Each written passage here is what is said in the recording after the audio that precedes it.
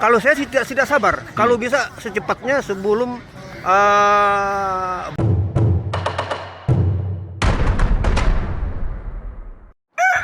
Selamat pagi, Pak. pagi.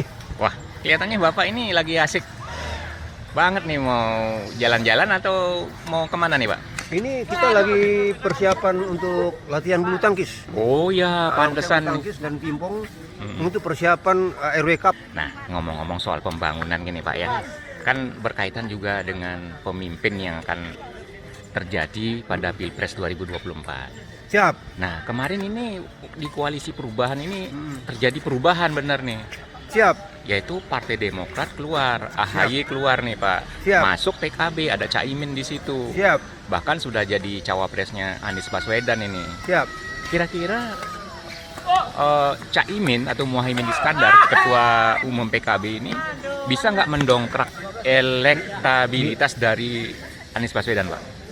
Oh, saya rasa bisa. Karena Muhaimin Iskandar adalah salah satu kader dari PKB dan beliau ketua umum, wakil ketua MPR, dan namanya sudah cukup populer. Jadi untuk suara-suara NU itu akan bisa masuk ke Muhaimin Iskandar dengan Anies Baswedan. Oh, seperti itu. Nah, di lain pihak, ya, Jawa Timur itu adalah basis daripada NU dengan Jawa Tengah. Ya, jadi nanti Pilpres tahun 2024 ini akan ketat karena pertama pasangan dari Anies Baswedan dan Muhaimin Iskandar sudah dikukuhkan menjadi calon presiden dan wakil presiden oleh Ketua Umum Nasdem Surya Paloh. Oh, Surya Paloh ya? Ya, Surya Paloh. Jadi kan sebelumnya memang waktu sebelum Demokrat keluar itu kan Surya Paloh bilang bahwa Anies Baswedan lah diberikan keleluasaan untuk milih cawapresnya sendiri. Berarti yang kemarin Caimin itu yang menentukan Surya Paloh ya, Pak ya? Koalisi daripada PKB dengan menariknya Nasdem dari koalisi Demokrat dengan PKS itu mengejutkan semua orang karena Surya Paloh itu seorang politik yang brilian. Ya. Jadi dia memadukan antara Muhaimin dengan Anies Baswedan, dan jangan heran bahwa kedua sosok ini adalah sama-sama alumni UGM. Dan siapa itu, Pak? Anies Baswedan dan Muhaimin Iskandar. Oh. Jadi mereka berdua ini duet yang memang bisa bersaing dengan Prabowo dan Ganjar yang katakanlah notabene bisa terjadi dua putaran. Dua putaran ya? Iya, Pak? kemungkinan. Nah, jadi kalau begitu nanti kalau misalnya ada 3 paslon ini ya, Prabowo dengan wakilnya, Ganjar dengan wakilnya kan gitu, Anies Baswedan dengan Caimin, itu berarti 2 putaran, Pak ya? Begini, kita baru melihat yang pertama mendaftar di KPU ini adalah pasangan Anies Baswedan dengan Caimin. Yang pertama kali. Ini adalah terobosan daripada ketua partai Nasdem Surya Paloh. Nah, apakah dari pihak Prabowo, kita belum tahu wakil presidennya siapa, dan pihak dari Ganjar, wakil presidennya belum tahu kita. Belum tahu ya. Kita harus menunggu ini. Menunggu di dalam bulan. Bapak sabar nggak menunggu ini, Pak? Kalau saya tidak sabar. Kalau bisa secepatnya sebelum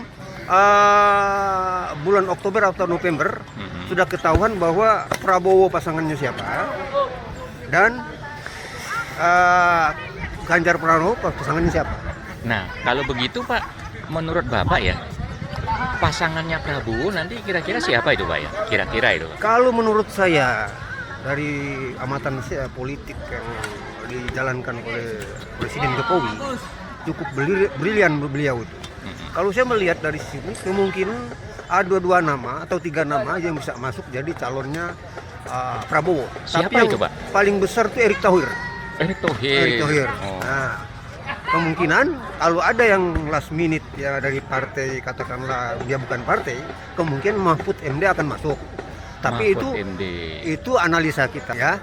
Jadi bukan matematika ini. Nah, sehingga tergantung Pak Prabowo ini dia mau ambil siapa ini.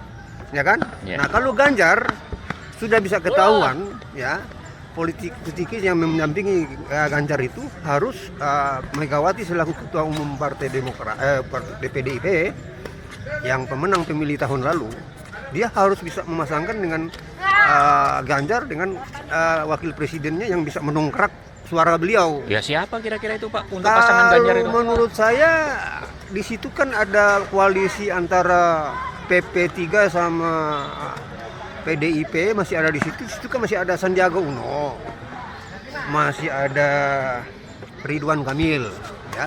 Kalau tidak salah, Ridwan Kamil kan kalau saya tidak salah sih dia sudah masuk ke koalisinya Golkar.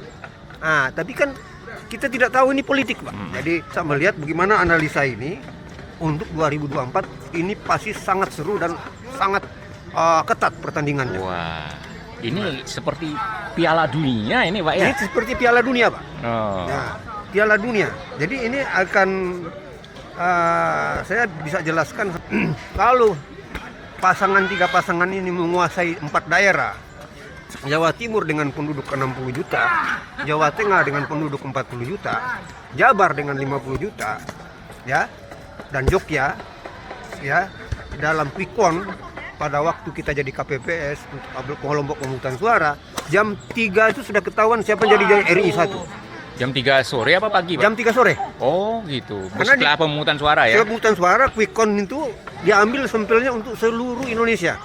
Oh begitu. Nah. Kalau begitu, kalau misalnya itu 2 putaran Pak ya, yang bakal keluar ya, maksudnya tidak lolos putaran pertama atau gagal di putaran pertama tuh pasangan yang mana Pak? Anies, Prabowo atau Ganjar Pak? Kalau menurut saya begini Pak, kita lihat nanti pada waktu quick count ya, Nah ini prediksi saja lah. Prediksi.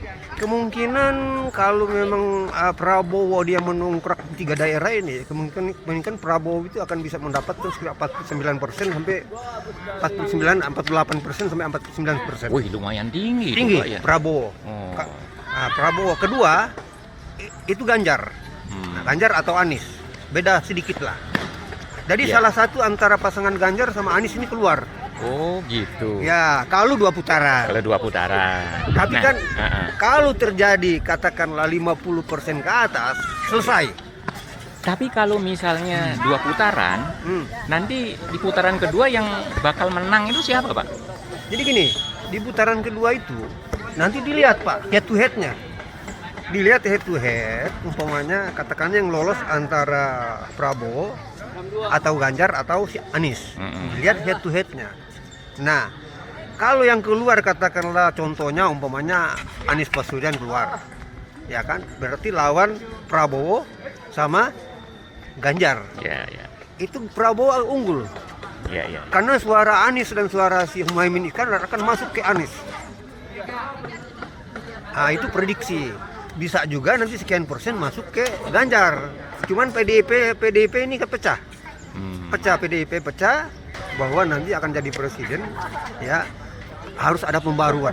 Ada pembaruan karena tingkat ekonomi kita pada saat ini mencapai 2024, ya.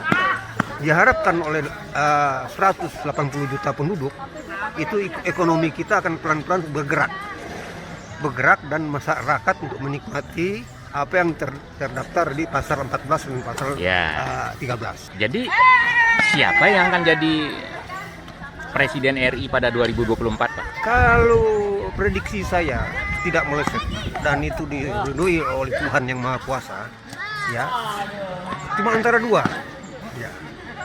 Jadi tapi yang voting paling tinggi itu Prabowo. Nah baru di antara itu kalau terjadi 2 putaran, ya tadi saya sampaikan apakah Anies keluar atau Ganjar keluar. Oh Kalau gitu. Kalau salah satu keluar, otomatis suara ini akan masuk ke Prabowo. Prabowo jadi presiden. Begitu ya? Itu. Wah ini seru banget ini Pak. Seru. Nah nanti kan akan ada presiden baru, tentu dibentuk kabinet baru ini Pak. Kira-kira nih kalau Bapak ditawarin, Bapak pinginnya jadi menteri apa Pak? Saya kalau ditawarin saya pengen saya jadi Menpora Pak. Menteri apa? Pemuda dan olahraga. Menteri Pemuda dan Olahraga. Loh kenapa Pak? Kan misalnya kalau jadi menteri yang lain, menteri sosial kan juga keren Pak. Kenapa nggak Menpora Pak? Karena Menpora saya punya eskap. Saya pernah ikut training dan pernah ikut kursus di PSSI. Dan saya menguasai menguasai olahraga dan termasuk sepak bola. Oh begitu. Ya, jadi spesialis kita tidak bisa kita mengambil bidang yang lain kalau kita itu tidak menguasai. Iya. Ah. Jadi karena Bapak punya apa tadi? Punya sertifikat dari PSSI, saya pernah ikut training dari wasit dan lesmen dari peraturan-peraturan yang ada di olahraga. Oh. Saya menguasai. Wah, jadi Bapak udah ada modal dong. Udah kalau modal gitu Nah, loh, Master mantap Pomong. ini. Itu.